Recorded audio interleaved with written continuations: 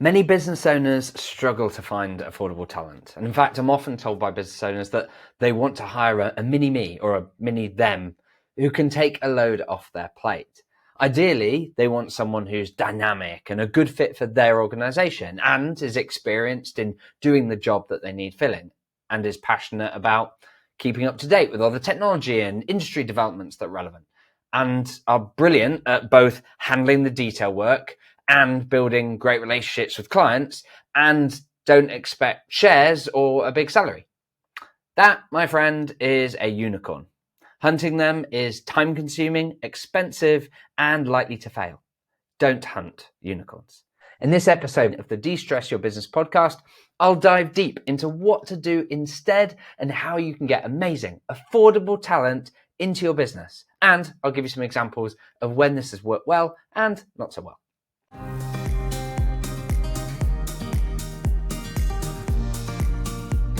Welcome to De-Stress Your Business, the podcast where we show you how to get incredible results in your business without constant stress. I'm Alexis Kingsbury, a serial entrepreneur and founder at AirManual. Now, when I recommend that you don't hunt unicorns, I should first explain that my daughter, who's 8, says they exist. So they're rare because I'm yet to meet one. It's not that they don't exist, it's just that it's very difficult to find them in my experience. Is that okay, Sasha? Am I permitted to go to that level, right? Now, here's the thing.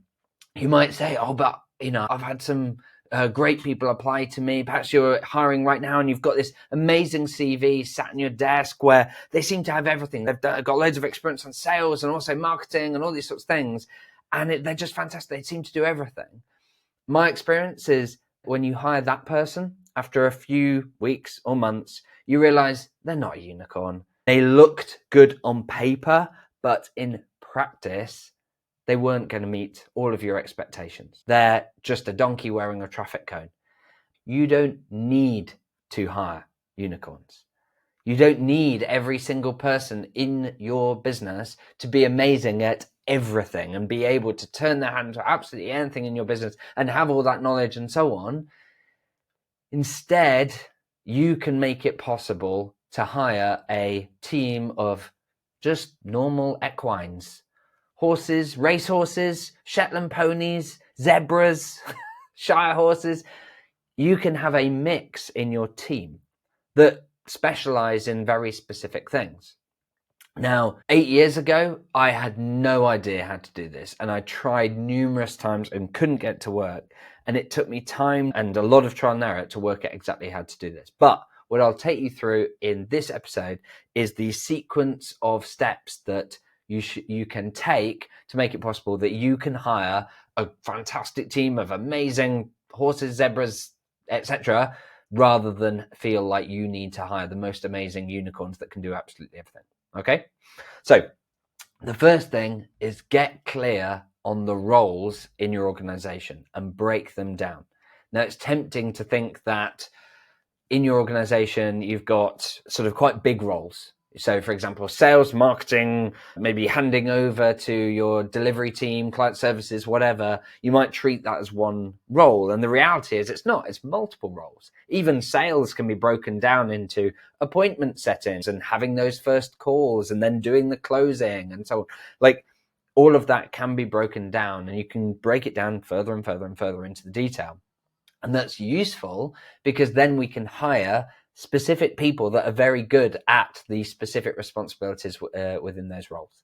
So rather than have to hire this unicorn that can do your sales and your marketing, and they're as good at writing copy as they are having client meetings and so on, which is a hard task to find someone that can do all of that. Instead, you can break it up. So break down the roles in your organization, and it's often you'll create some kind of role chart, accountability chart, not the same as a org chart. It's not who is in the organization, it's what the roles are. And so even if there's just one person currently, like you as the business owner, there are roles. You are wearing multiple hats. Then for those roles, particularly when you're looking to fill them, look at how can you break them down enough that there becomes a set of skills, a small number of skills, and that's skills, not knowledge, that they need to be able to for that role. So for example, if we take the sales and marketing mix example, we could say, right, within sales, we've got a particular role that involves having a discovery call with a customer.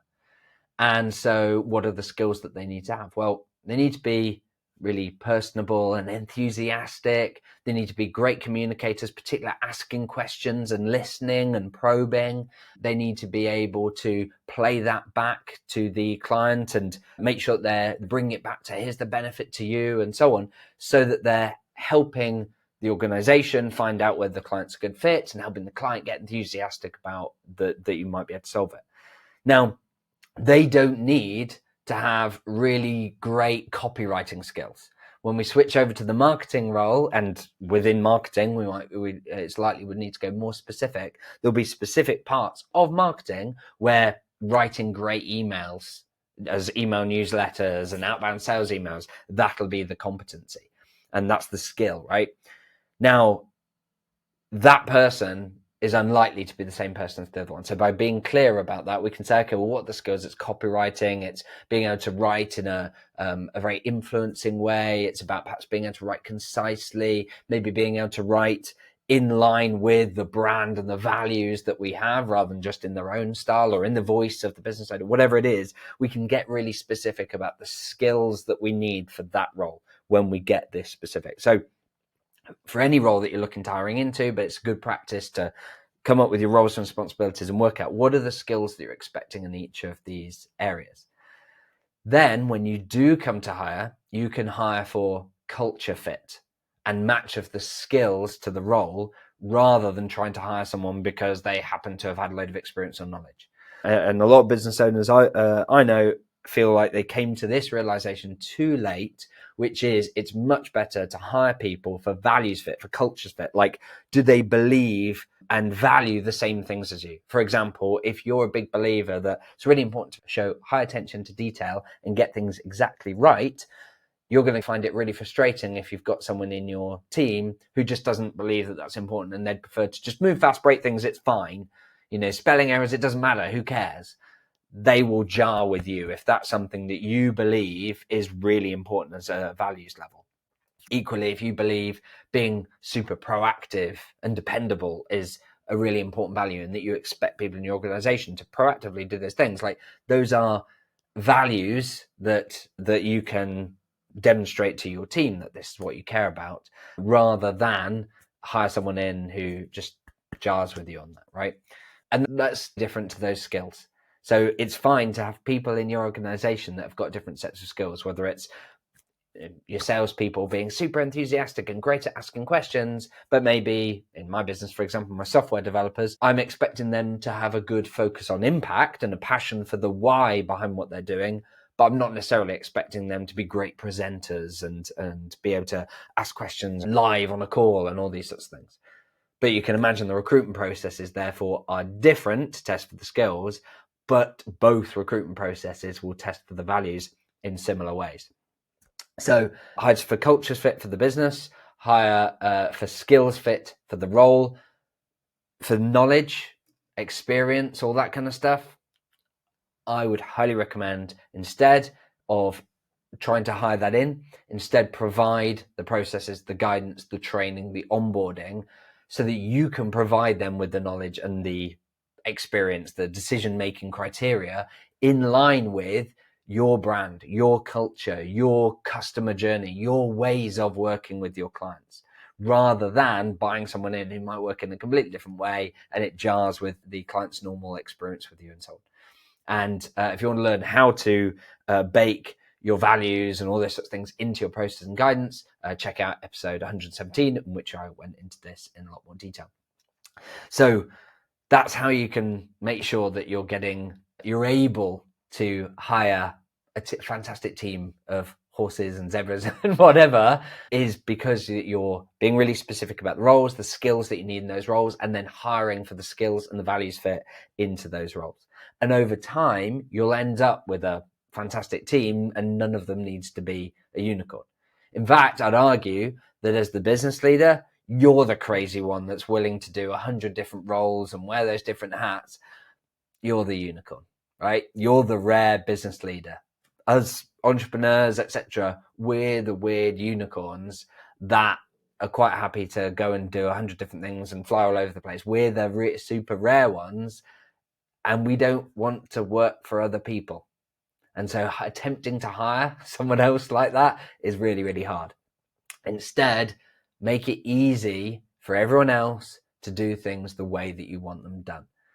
And be really specific about the jobs that need to be done, and you'll find that lots useful. Now, an example of this going really well was when I hired a finance administrator, or the first finance administrator into my business. I was in a situation where I'd got to a point where I'd managed to let go a lot of work, but finance administration had become a big chunk of my week. It was like a day and a half a week. And because I was having to do essentially liaise with our payroll providers in 9 countries, I was doing our month end and quarterly VAT, our annual accounts. I was doing all of our cash flow forecasting. Everything was all going through me. Now, I liked some of that because actually I can sometimes be a bit of a geek for a spreadsheet, but also I liked the fact that I had a really deep understanding of the numbers, and that helped me manage the business. But I knew if I'm going to free up my time and grow the business, I need to let go of that. So I decided, right, I need a finance administrator. Now, that role was defined really specifically in terms of what I was expecting. I knew what needed to be done. I'd been doing it myself. And so I documented how I was doing all of these things and interacting with these employer officer of records that do the payroll and all that kind of stuff. And so I had that documented. But what I knew I needed was someone that was even better than me at following the process, understand the detail, could deal with complexity around spreadsheets where the formulas are in this way and the data's been copied over and it's a mess, and fixing things like that was always something that when it would happen, I'd find really painful enough to go through it. And I'm quite good at that, but other people in my team were not. And so I knew that that was a skill that I needed to bring into the business, both for this role, but just generally.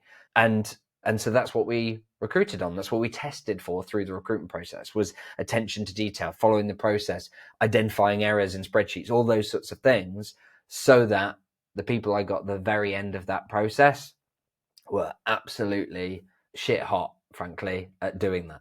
Better than I've seen ever before of anyone. And so I was in a fortunate position where I was able to pick between 3 incredible A-player candidates who I'd have happily hired any one of the 3. We had about, I think we had 50 or 60 people apply at the very top of the funnel. And ended up hiring one who had not got finance background, hadn't done any qualifications in finance, hadn't done any previous finance jobs, but scored the best on all the tests. And as a result, brought them in. And within a day and a half of the onboarding checklist we had, they were doing all of the payroll and all the stuff that I'd previously been doing. And within 2 weeks, they'd freed up a day a week of my time. And within 4 weeks, they'd freed up that other half a day. So it was saving me a day and a half every single week, handing that over to them. And they were part-time. And that's a great example because I was super specific about what I was looking for. It was a really narrow role with a really specific set of skills. And that person has then continued to grow in their role and utilize their skills to go outside of just doing the finance administration. They now use some of that to support other areas of the business. And we've kind of made it more of a business support administrator rather than finance administrator, because they're able to support HR and marketing and so on with the analytics and the dashboard stuff that other teams, like in marketing, where they tend to be more creative in terms of their skill set, actually benefit a lot from having some of that financial and analytical rigor. So that worked really, really well. An example of this not going so well was quite a while ago, before I'd kind of worked out how to grow the business properly in this way. I was back then, when I was still trying to hire unicorns, I hired someone who the initial role was meant to be a sort of sales and customer success kind of role. So sales, support, customer success. And in my experience, that is possible. You can find someone that can do that end to end, and that can work well. I know other business owners who have had more success splitting those and having hardcore salespeople and separate customer success and support, some that do a combo, some that split sales further into your sort of outreach and inbound, or even appointment setting versus initial calls and so on. So there's all sorts of combinations of how you can split it. But the mistake I made was taking on someone who could do the sales and customer success, and they were good, like versus the other candidates we had, like they were solid, but also on their CV they'd got experience on kind of marketing and social media and copywriting and all these sorts of things. And I made the mistake of looking at them being a unicorn, like they can do all the things, right? And particularly when you're a small business, the temptation is to bring someone in that can do everything. And so I did that, and it was a mistake because they ended up being quite good at everything a bit rather than excelling in one particular area. The time that they were dedicating meant that that was made worse as well, because when you're dedicating all your time to a particular role, it makes it a lot easier to be really good at it, where because they were spreading themselves thin, it made it harder. But also it meant it actually probably slowed us down, because those roles like the marketing, the social media, the copywriting things, arguably things that they enjoyed doing, it meant that I then was finding it more difficult to then outsource those to an actual expert who could do it, because we've now got someone in the team who likes doing it and has got time, and particularly they had time on sales and customer success because we didn't have they weren't having enough sales calls, which if they'd just focused on sales, they would be making sure that was happening. So that was as an example of where it was so painful, both in terms of not the right fit. We could have got a better fit generally for the role, but also spreading too thin across those areas. And particularly, I wasn't hiring at the time for a marketing, social media, copywriting person. It's a separate role with a separate set of skills that I hadn't assessed for. And so as it turned out, like that wasn't something that I felt they were particularly strong in. And as a result, that didn't work out and so on. So that was painful and slowed us down. An example of that we learned from that and did a better job of was process consultants, hiring a process consultant where the skills we're assessing for is the ability to ask questions and very quickly document and summarize and reorder and reorganize the thinking. So we had tests that have very convoluted, purposefully obfuscated and confused processes that came out through a weird conversation that they had to work out how to restructure and turn that into a process that's easy for someone else to follow. And that was great. Like we got awesome people going through that process that's just how their brain ticks, and that's the skill that they've got. Now, they didn't need the knowledge on how to write best practice processes. We could give them that. They didn't need to have the knowledge of individual businesses or segments and the sorts of processes they have. They needed the skill of asking questions, listening, very quickly capturing, summarizing back, clarifying, confirming. Those sorts of skills was what was important, and that has worked beautifully. And the feedback that we've had on our process consultants has been amazing. People, say, "Oh wow, what an amazing hire, and you got this amazing consultant." And they're great, but at the same time, it's because of a close defining of a role, a recruitment process that hired for the skills for it, and then the onboarding and the training that resulted in them being able to do a really good job. And by doing that, we've ended up with amazing people who did not have backgrounds as process consultants and just were interested in going into that area. So that's worked really, really well.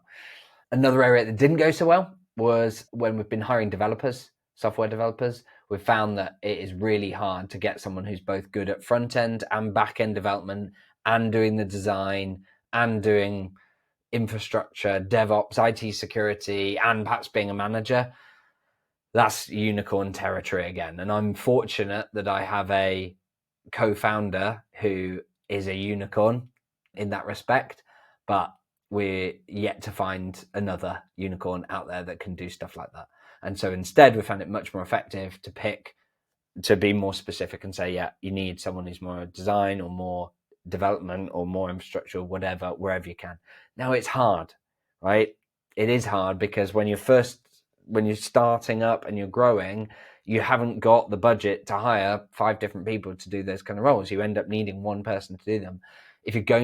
But my experience has been, it'd be better to hire someone that's awesome at role A, and then if you have to get them to cover a little bit of role B and C in the meantime before you can hire, then so be it. But don't get someone who looks like they might be an all-rounder on everything, because it'll really stunt you as you're trying to scale. And if you are going to do that, you're going to need to assess them for all of it, not assess them for part of it and then happen to spot on their CV that they say, oh no, I actually like design, and assume that they'll be great at that. So yeah. So do that. So if we were going to summarize all of this and actually give you something actionable that you can do right now, get a piece of paper, unless you're driving, in which case, yeah, you're going to need to listen to this bit once you're home. But if you're able to, get a piece of paper and start off just by mapping those roles in your organization. Not that org chart, not the people, it's the roles. What are the jobs that are to be done?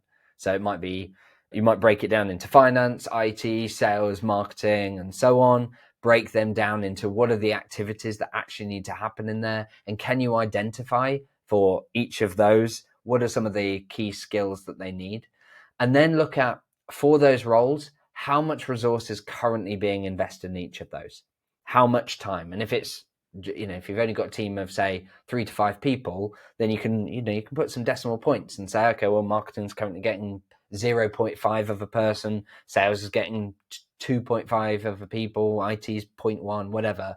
Put those in to see how you currently allocating resource.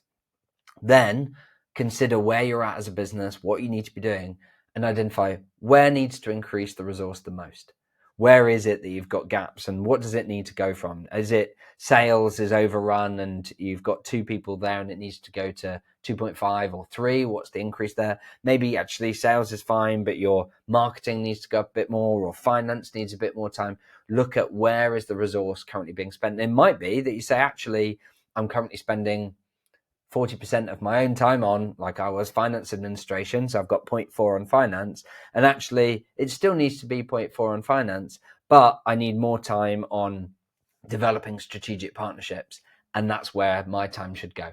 So as a result, I'm actually going to move my 0.4 out of there, move it to strategic partnerships, which is currently at 0.